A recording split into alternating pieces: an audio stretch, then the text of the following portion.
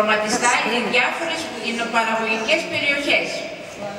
Εδώ πέρα είναι του Κορδό.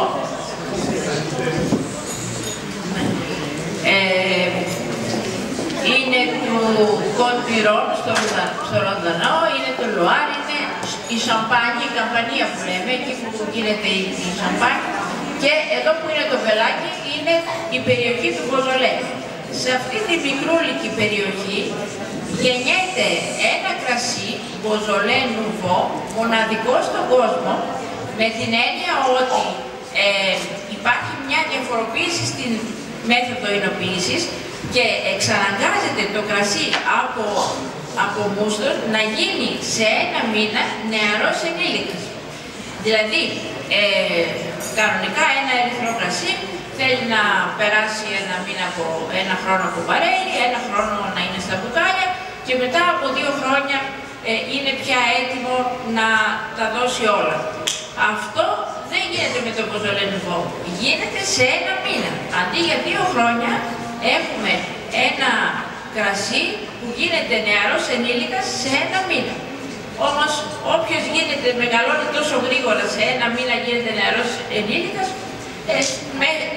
σε 5-6 μήνες έχει περάσει την τρίτη ηλικία και πρέπει να αποσυρθεί. Λοιπόν, αυτό είναι η μοναδικότητα του Μποζολέ Νουβό.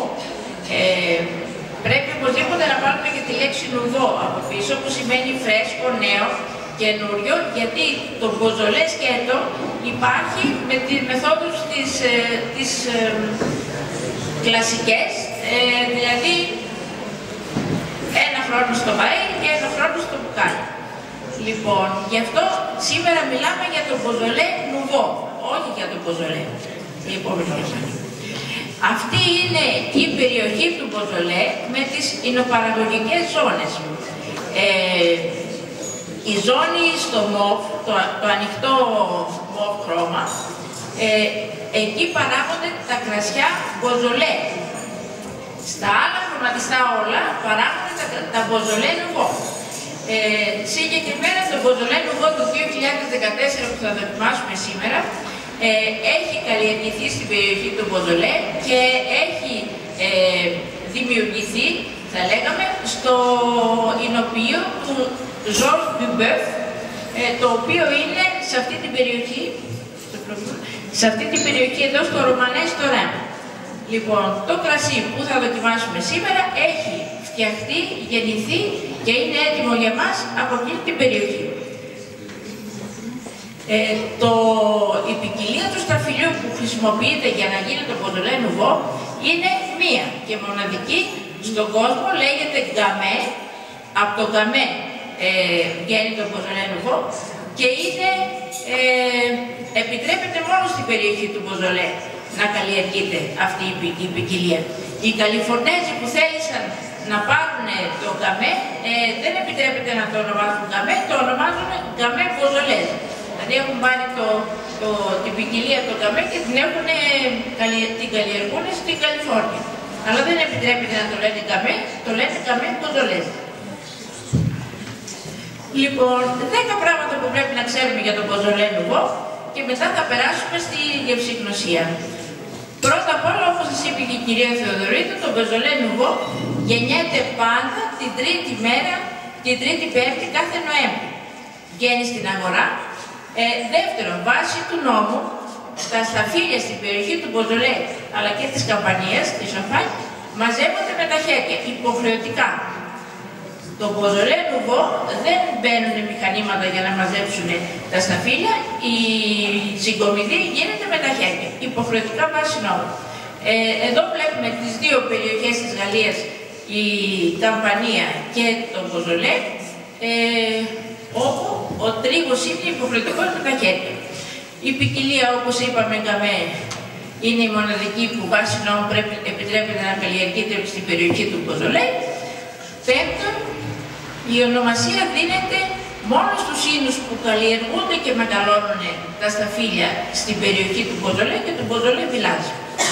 Έκτον, αυτή είναι η διαφορετική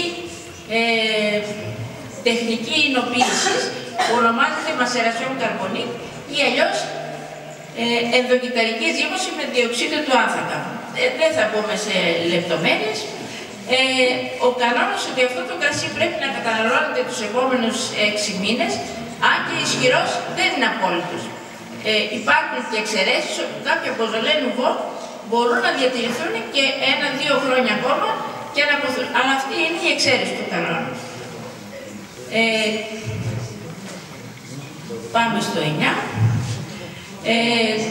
Το κρασί του Beaujolais Nouveau διατηρείται στους 16 με 18 βαθμούς Κελσίου και σερβίρεται ελαφρώς δροσερό στους 12 με 14, όπως θα σερβιριστεί σε εσάς σήμερα. Και οι αρμονίες του Beaujolais Nouveau με ενέσματα είναι πάρα πολλές.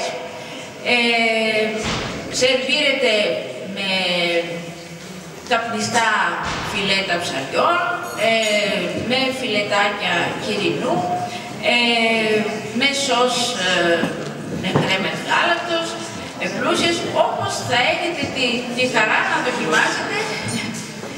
Λοιπόν, τώρα θα σας σερβίρουν, οι εινοχώοι μας θα σας σερβίρουν μια μικρή ποσότητα για να μπορέσουμε να κάνουμε τη γευσηγνωσία. Και μετά, σε δεύτερη φάση, θα συμπληρωθεί το ποτήρι σας και θα συνοδευτεί με τα ωραία ελεύθερα που έχει να ετοιμάσει εδώ η αγαπητή μας από το ΙΕΚ Σερών.